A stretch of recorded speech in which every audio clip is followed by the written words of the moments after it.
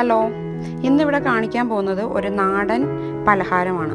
ചക്ക വെച്ചുണ്ടാക്കുന്ന കുമ്പിളപ്പമാണ്, അല്ലെങ്കിൽ എടന്നേല അപ്പം എന്നും ഞങ്ങളുടെ നാട്ടിൽ പറയും. നല്ല പഴുത്ത ചക്കയുടെ നീര് വെച്ചിട്ടാണ് ഇത് നമ്മൾ ഉണ്ടാക്കുന്നത്. ഇത് ആവിയിൽ വേവിച്ചെടുക്കുന്ന ഒരു വിഭവമാണ്.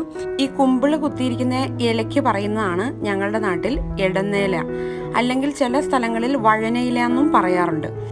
ചില ആളുകൾ ഇതിൻ്റെ മണവും രുചിയും ഒക്കെ കാണുമ്പോൾ കറുവാപ്പട്ടയുടെ ഇലയാണോ എന്ന് തെറ്റിദ്ധരിക്കാറുണ്ട്. ഇത് അതല്ല.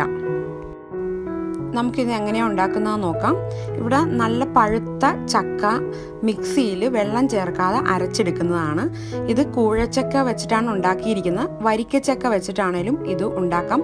നല്ലതുപോലെ പഴുത്ത ചക്കയുടെ ചുള എടുത്ത് മിക്സിയിൽ വെള്ളം ചേർക്കാതെ അരച്ചെടുത്തത് 4 കപ്പാണ് ഇവിടെ എടുത്തു വെച്ചിരിക്കുന്നത്.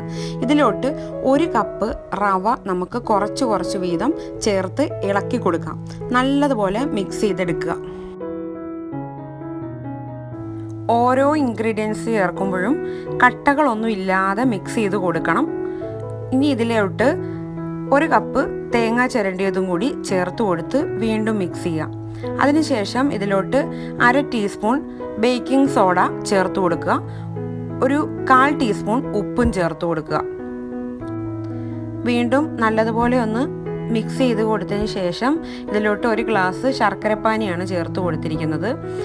ഞാൻ 1 കിലോ ശർക്കര എടുത്ത് 1/2 ഗ്ലാസ് വെള്ളവും ചേർത്ത് ഉണ്ടാക്കിയിരിക്കുന്ന ശർക്കരപ്പാനിയാണിത്. ശർക്കരപ്പാനിയുടെ അളവ് എന്ന് പറയുന്നത് നിങ്ങൾക്ക് മധുരത്തിനനുസരിച്ച് കൂട്ടിയോ കുറച്ചോ ഒക്കെ എടുക്കാവുന്നതാണ്. ഫ്ലേവറിന് വേണ്ടിയിട്ട് 1 ടീസ്പൂൺ ഏലക്ക പൊടിച്ചതാണിത്, അതും ചേർത്ത് കൊടുക്കുക. ഇനി ഇതിലേക്ക് നമുക്ക് ചേർത്ത് കൊടുക്കേണ്ടത് അരിപ്പൊടിയാണ്. 1 കപ്പ് അരിപ്പൊടിയാണ് ഞാൻ ഇതിലോട്ട് ചേർത്ത് കൊടുത്തിരിക്കുന്നത്. ഈ 4 ഗ്ലാസ് ചക്ക നീരിന് 1 കപ്പ് അരിപ്പൊടി എന്ന് പറയുന്നത് കറക്റ്റാണ്. അപ്പോൾ ഇത് ഞാൻ നല്ലതുപോലെ ഇനി മിക്സ് ചെയ്ത് കൊടുക്കുവാണ്. ഈ അരിപ്പൊടി ചേർക്കുന്ന കുറച്ചായിട്ട് വീതം ചേർക്കണം. ആദ്യം ഞാനിപ്പോൾ 1/2 കപ്പ് ചേർത്തു, ഇതേ ബാക്കി 1/2 കപ്പും കൂടെ ഇപ്പോൾ ചേർത്തു. എല്ലാം കൂടി കട്ടകളൊന്നും ഇല്ലാതെ നല്ലതുപോലെ മിക്സ് ചെയ്തെടുക്കണം.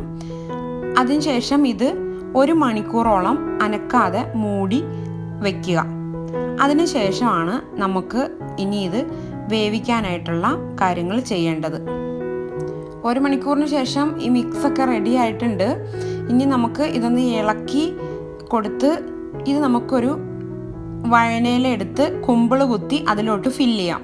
ഈ വഴനയിലയ്ക്ക് ഒരു പ്രത്യേക രുചിയും മണവും ഒക്കെയാണ് കേട്ടോ. ഇതിൽ തന്നെ ഇത് ഉണ്ടാക്കിയാലാണ് ഏറ്റവും ടേസ്റ്റായിട്ട് വരുന്നത്. കാരണം ഈ ഇലയുടെ ഒരു നല്ല ഫ്ലേവർ ഈ ചക്കയുടെയിലോട്ട് കയറും.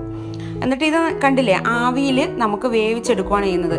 ഏകദേശം ഒരു 25 മിനിറ്റോളം ആവി കയറ്റേണ്ടി വരും.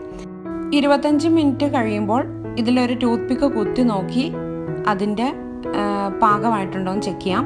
ടൂത്ത് പിക്ക് ക്ലിയർ ആയിട്ടാണ് വരുന്നതെങ്കിൽ പാകമായിട്ടുണ്ട്. അതിനുശേഷം നല്ലതുപോലെ ചൂടാറുമ്പോൾ ഒന്നും കൂടി ഇത് പാകമാകും. അപ്പോൾ ചൂടോടുകൂടി തൊടുമ്പോൾ മുകളിലൊക്കെ ചെറിയ ഒട്ടലൊക്കെ ഫീൽ ചെയ്യാം, പക്ഷെ അത് കുഴപ്പമില്ല. ചൂടാറുമ്പോൾ ഇത് കറക്റ്റായിട്ട് വരും. ഇത് സ്റ്റീമറിൽ സ്റ്റീം ചെയ്തെടുക്കുകയാണ് ചെയ്യുന്നത്. ഒരു തവണ സ്റ്റീം ചെയ്തെടുക്കാനുള്ള അത്രയും ഈ സ്റ്റീമറിൽ കൊള്ളുന്ന അത്രയും ഞാൻ ഇതിനകത്തോട്ട് നേരെ വെച്ചിട്ടിരിക്കുവാണ്. ചെരിച്ചിടാൻ പാടില്ല കേട്ടോ, ഒഴുകിപ്പോവും. അപ്പോൾ ഇതെങ്ങനെയൊക്കെ അഡ്ജസ്റ്റ് ചെയ്ത് നിങ്ങൾ വെക്കുക. ഒരു 25-30 മിനിറ്റോളം ഇത് ആവി കയറ്റുക. ഇത് പലർക്കും അറിയാവുന്ന ഒരു റെസിപ്പിയൊക്കെ ആയിരിക്കാം, അല്ലെങ്കിൽ ഇത് കഴിച്ചിട്ടുള്ളവരായിരിക്കാം ഇത് കാണുന്നത്. പക്ഷേ പുതിയതായിട്ട് ഇതൊക്കെ ഉണ്ടാക്കാൻ ആഗ്രഹമുള്ളവർക്ക് ഇതിൻ്റെ മെഷർമെൻറ്റ്സ് ഒക്കെ അറിയാൻ പാടില്ലായിരിക്കും പലർക്കും.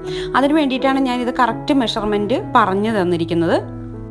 നിങ്ങളുടെ മുമ്പിൽ ഇത് റെസിപ്പി കാണിക്കുമ്പോൾ നിങ്ങൾക്ക് കറക്റ്റായിട്ട് മെഷർമെൻറ്റ്സ് പറഞ്ഞു തരേണ്ടതുകൊണ്ട് മാത്രമാണ് ഞാനിപ്പം ആദ്യമായിട്ട് മെഷർമെൻറ്റ്സ് ഒക്കെ എടുത്ത് ഒന്ന് ഇത് ട്രൈ ചെയ്യുന്നത്.